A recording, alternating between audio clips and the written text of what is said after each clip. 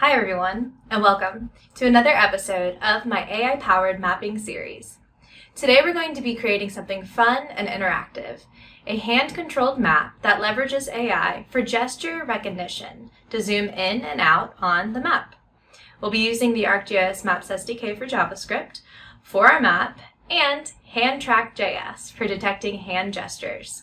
So let's jump in. All right, we're going to start out with our basic HTML, CSS, and JavaScript files. Now in the HTML file, I'm going to include the link to Handtrack.js via CDN. Next, I'm going to add a video container for the webcam feed and a button to toggle hand tracking on and off. Now let's move on to the CSS. I'm going to add a bit of styling for the video feed container and make sure to center the button on the page. Now to the JavaScript. I'll first initialize the parameters for Handtrack.js. So here, flip horizontal is set to true because we want the model to flip the video feed horizontally. Max num boxes will set to 1, which means we're only tracking one hand at a time. And min confidence will set to 0.5, which will ensure that the model only detects hands if it's at least 50% confident. Now let's go ahead and set up some variables to keep track of the hand tracking state and video stream. IsTracking will be a flag that tells us if hand tracking is currently active. Video stream will store the stream from the webcam. And last hand size will hold the size of the hand from the previous frame, which we'll use to calculate if the hand has gotten bigger or smaller.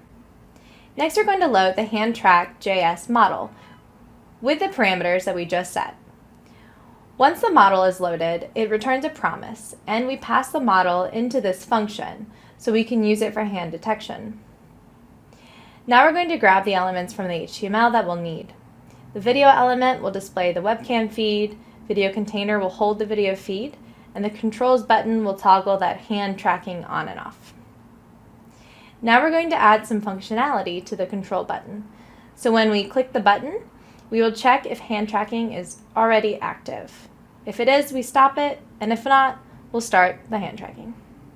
Next, we're going to create the start hand tracking function, and this is where we start the webcam stream, initialize the video element, and begin detecting hand movements.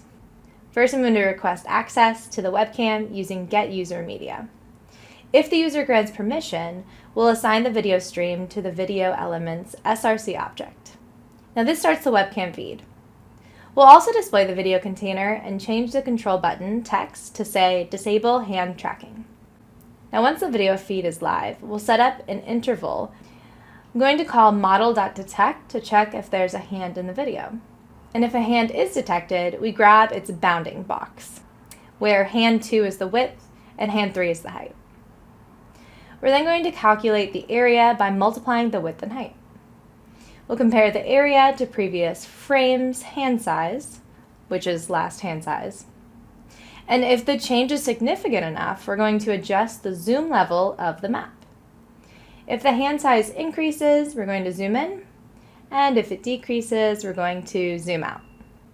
Now, when we want to stop hand tracking, we'll stop the video stream and hide the video container. And we'll also reset the control button text. All right, let's go ahead and test this out.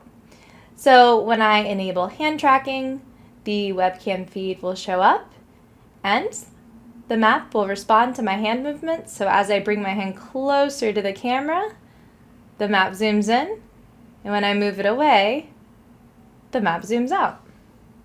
So here we can see the map adjusting in real time based on my hand gestures. And that's it. So there you have it. We successfully built a hand-controlled map where you can zoom in and out simply by using hand gestures. If you enjoyed this video, make sure to give it a thumbs up. And if you have any questions or ideas for future videos, please feel free to drop them in the comments below. Thanks for watching, and happy coding!